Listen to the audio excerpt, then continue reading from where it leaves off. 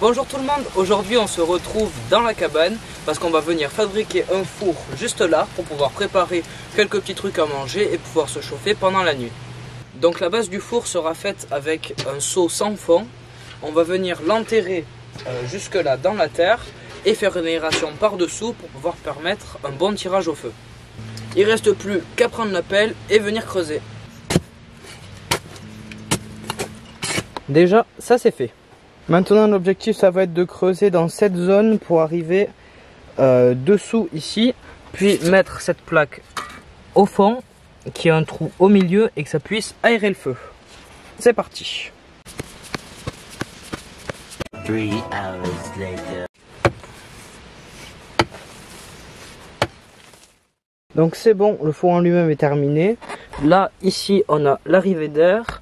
Ici on a le foyer avec la grille au fond qui donne en gros, il y a un trou au milieu de la grille là qui fait à peu près ça et qui est juste là. Donc l'air va pouvoir passer par dessous et alimenter bien la flamme. Maintenant ce qu'il nous reste à faire c'est venir faire une cage en pierre, en terre et en métal autour du feu pour éviter de brûler le mur et le toit de la cabane. Regardez ce que j'ai trouvé sous un tas de branches. Plein de bébêtes. L'insecte que je viens de trouver est un carabe des bois, aussi appelé Carabus nemoralis. C'est un carabe très commun présent en Europe et sur certaines îles, qui a aussi été introduit en Amérique du Nord. Il vit principalement en plaine, en forêt et en montagne jusqu'à 2000 mètres d'altitude. Il mesure environ 3 cm et a des coloris très variés comme le brun, le bronzé, le vert brillant et plus rarement le bleu. C'est un prédateur vorace qui va se nourrir principalement de vers, de limaces et d'escargots.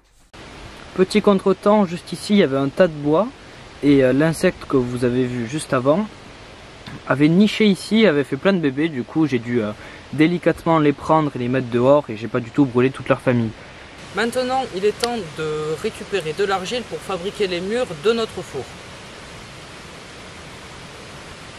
Donc je suis allé à un endroit où je sais qu'il y a une terre quand même qui est beaucoup plus argileuse que là-haut à l'endroit où j'ai fait la cabane. Je me suis pris un seau d'eau de la rivière et une pelle et c'est parti.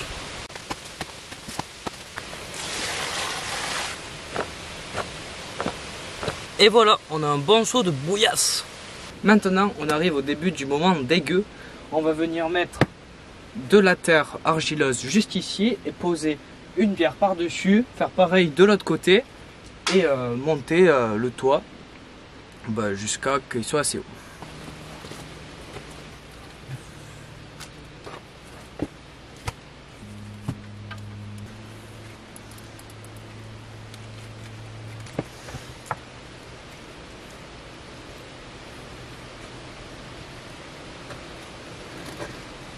Donc maintenant que les murs sont à peu près assez hauts, je vais revenir un peu rehausser avec de la boue et je vais mettre une grosse plaque en métal comme ça par dessus pour faire le toit et que toute la chaleur s'en aille vers l'intérieur de la cabane et pas vers ce mur qui peut s'enflammer.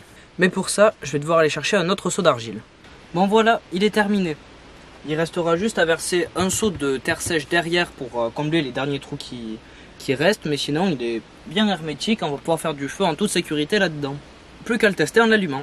Voilà, maintenant j'ai tout ce qu'il faut pour l'allumer. On va commencer. On va pas s'embêter, on va le faire directement au briquet, ce sera beaucoup plus simple.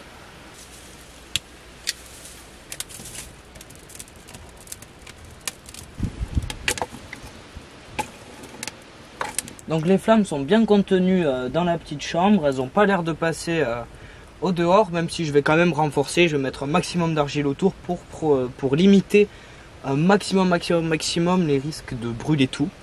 Maintenant je vais tester de faire bouillir de l'eau et je vais chronométrer combien de temps ça va mettre.